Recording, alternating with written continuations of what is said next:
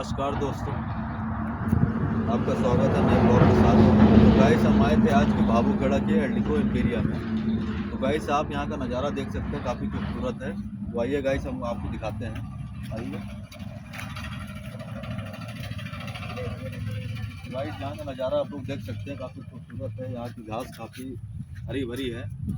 तो गाइस आज संडे का दिन था, तो हम लोग ने सोचा कि यहाँ पर आएँ, थोड़ा एंजॉयमेंट करें। तो गाइस आप लोग भी यहाँ पर आ सकते हैं, काफ़ी खूबसूरत नज़ारा गाइस आप लोग देख सकते हैं। यहाँ पर इधर पूरा हरा भरा यहाँ पर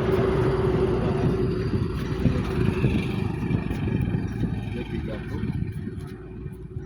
तो गाइस आप लोग टाइम निकाल के वन टाइम तो संडे के दिन आप लोग आ सकते हैं, काफ़ी शांति रहती है यहाँ पर गाइस। तो आप लोग आ सकते हैं, यहाँ पर एंजॉयमेंट कर सकते हैं।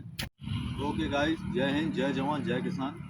आप लोग इतना प्यार दीजिए, सपोर्ट कीजिए, लाइक कीजिए, कमेंट कीजिए। जय हिंद।